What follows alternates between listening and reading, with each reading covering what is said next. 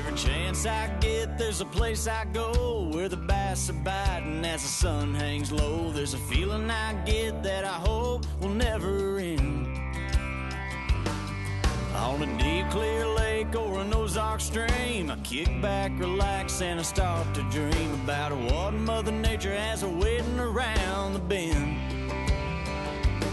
Hey, Larry and Bob will take me there today. My gear's packed up and I just can't wait to get out on my way.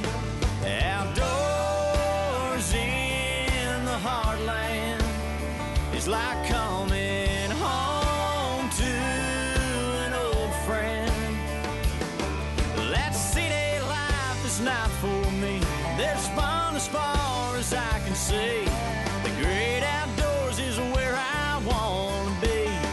Outdoors in the heartland.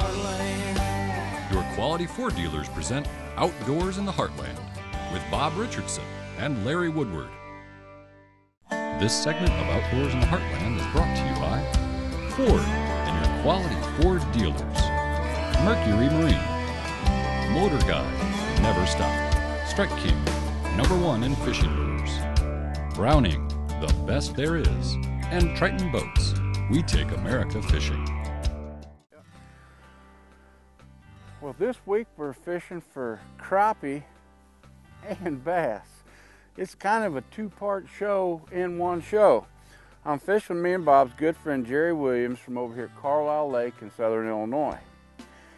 And we are fishing for crappie. It's December, but we are fishing on the lake where for the 4th time this past spring they held the Illinois High School Association Championship. It's a 2-day tournament. The fishing takes place on Friday and a Saturday. But all the excitement builds and everything gets spelled out that's going to happen right here on Carlyle Lake at the banquet on Thursday night before the tournament begins. The banquet really is a nice evening for the kids. They invite them all out, they feed them, and they have a guest speaker. And this year Bob Richardson was a speaker and just really did an outstanding job and showed the kids how they could make a vocation out of fishing if they really wanted to. Now, I think, Jerry, Illinois is the only state in the country that is holding high school fishing. Illinois was the first state to introduce bass fishing in their high school sport program, and this is the 4th year now that they've had it.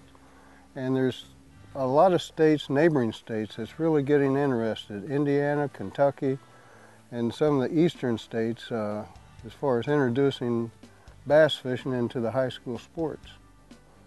Now, I can tell you from my high school days, not being the fastest and jump the highest and throw the hardest and all that, that fishing is a sport that there's no doubt that anybody in the school can do if they put their mind to it. Jerry, for people around the country, could you give them a little background on Carlyle Lake? Okay, Carlyle Lake is the largest man-made lake in the state of Illinois. It was built back in the late 60s, and it's a flood control lake. And the last 2-3 years we've had high water in the springs, and we've had terrific spawns in the lake. And fishing on Carlyle Lake right now is as good as it's been since the lake is built. The crappie population is outstanding. The bass fishing is tremendous. 2 years ago, the high school kids weighed in 38 pounds of bass in 2 days. And it's, you know, for somebody to weigh in that many pounds on a lake in 2 days is just really an outstanding feat.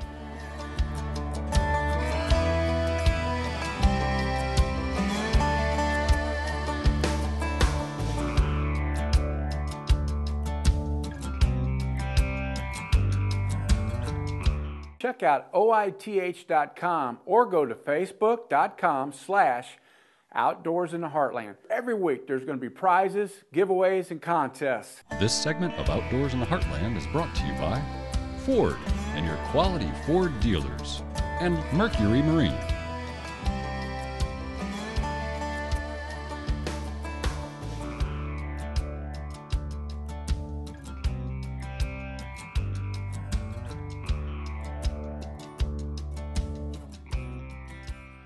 Well, Jerry, you've been out here while some of the teams have been pre-fishing. Who do you know that have a good chance of doing some good in this thing? Highland is definitely one of the perennial favorites here. They only live about 30 minutes from the lake, and their coach fishes a lot of bass tournaments on the lake. And these kids have been here and they've been pre-fishing the lake, and I'm sure they're going to be very competitive. Another school that's close by is South Central, and they finished second last year, and I know they're going to be hard to deal with again this year. So let's head to the ramp for the takeoff of day one of the Illinois State High School Association Tournament.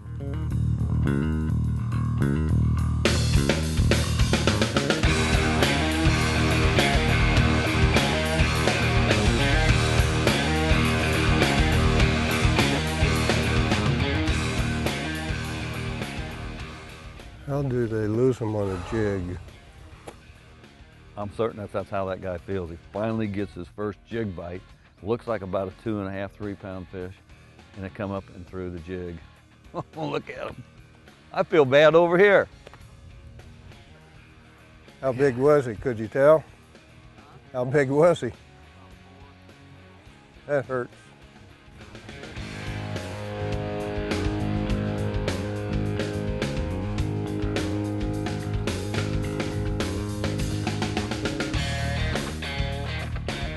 Well, Jerry, we have just seen our first fish for the 2012 IHSA Classic caught by these young boys from Rockford. You know, the sad part about it is they just lost a fish that was probably 3 or 4 pounds on a jig. So, you know, that's going to help kind of build a little confidence in them. They finally got the live well. They got a fish in it. The bad part about it, this is like deja vu. I'm looking up here. Jerry, it's looking pretty nasty out here. There's a big front moving in, and it doesn't look real good right now.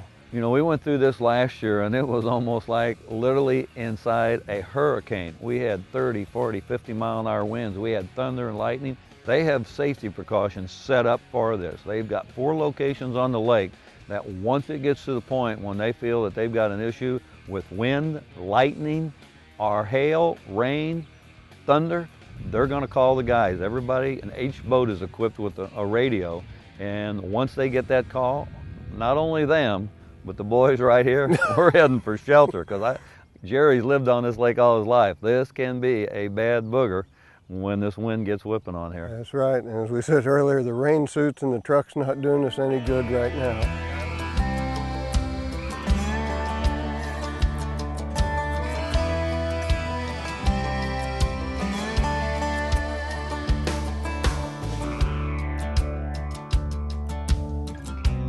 This segment of Outdoors in the Heartland is brought to you by Motor Guide, Never Stop, and Strike King, #1 in fishing lures.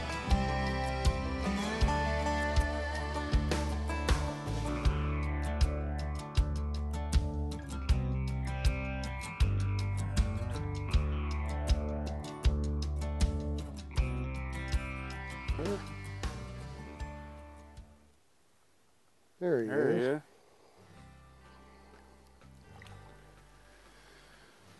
Well, there's a fatty. Jerry, tell me, what are the regulations on crappie in Carlyle? Carlyle Lake Whoa, I just missed one too. it's got a 10-inch limit and 10 and 15 fish limit this year. This is the first year they went to 15 fish. There we And go. Here's a good one. we got a pretty good population of crappie and a lot of black crappie like you've got, and I've got a white crappie. People ask the question all the time, how do you tell a black from a white crappie? And just when you look at these two fish, they're very, very similar. Well, white crappie's got several bars running vertically on the fish, where the black crappie will have more black specks, and especially on the fins. And they're even a different color. In clearer water, they'll be almost black. Well, Jerry, you're a big part of some of the volunteers that help put this thing on every year. Well, certainly the City Council of Carlyle gets involved greatly. They do their best to make sure everybody is felt welcome here at Carlyle. They set up the stands, they provide the entertainment for the kids, the banquet and everything. Al Crocker is another big help around the lake here. He helps get the boats in the water, out of the water, and any kinds of problems that develop out on the lake, he's the guy that usually helps take care of those and get those kids to safety. And of course, the local people just go out of their way to make people feel welcome around here. So why don't we take you out on the lake and show you the fishing capabilities of these boys and girls that are in this tournament today.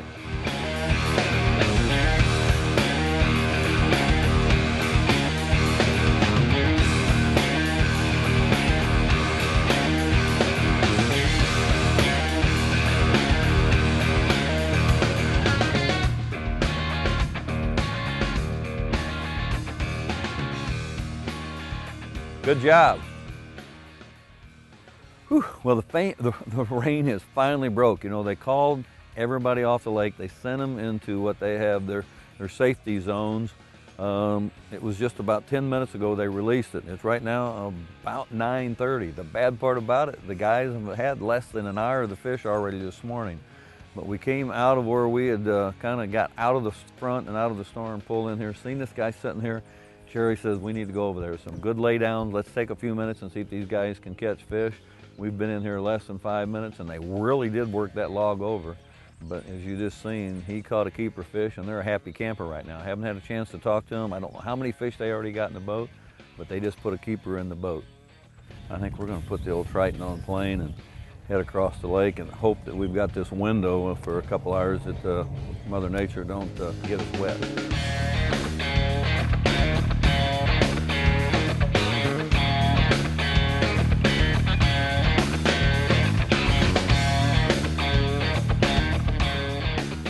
You know, one thing about fishing lakes like this, if you're not real familiar with where to go or even where you've been, you know, the great thing, you know, my Humminbird basically with the built-in GPS actually lays a line out and tracks exactly where I've been. And of course, if I get to a place and want to mark it, basically I go to the hit mark, and it's going to mark a wave point for me. When you look across this lake and looking for it's wide open, everything looks like, I'm looking for a little cove that I can't even see. But with the GPS, I can follow the cursor, and it's going to put me right in the money. And look at the full line of depth finders and see just how easy it is, even for a guy like me, to read a nice, good GPS unit.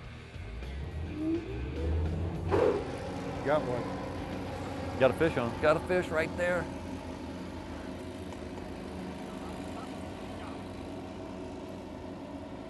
Now they're going to have to measure that fish, but I'm certain it's going to make it's probably 12 and a half, 13-inch fish, but they're going to get a bump board out here, and they're going to figure it out pretty quick.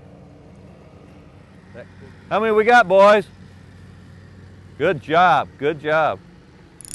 You know, as a fisherman, there's no better thing when you're fishing a tournament. I don't care how big they are, is to put 5 fish in a live well. And then what's even better, just as these guys just did, they're culling fish. And what I call culling is when you have 5 fish, you catch another keeper, then you got to decide which one's bigger. A lot of guys, well, they'll eyeball them and they'll look at this and ask their buddy and they'll try to figure out, and they don't have scales with them, but what they have is a culling beam there. And what it does is when you hook both of them on there, definitely the heavier one is going to go to the lower, the small one gets thrown away, and that's just what they did. And that's a beautiful thing, even though you got 2 probably 13 and a half, 14-inch fish, to throw one away, to have 5 fish, well, that's when you're having a good day. And when you have a 2-day tournament like this, that keeps you in the hunt for tomorrow. You don't want to go in that first day with only 2 or 3 fish, which can happen. For right now, we're going to go put it on the trailer. We're going to get set up for the weigh-in, and we're going to see a lot of fish weighed in. So don't go away. We'll be right back with more Outdoors in the Heartland right after this.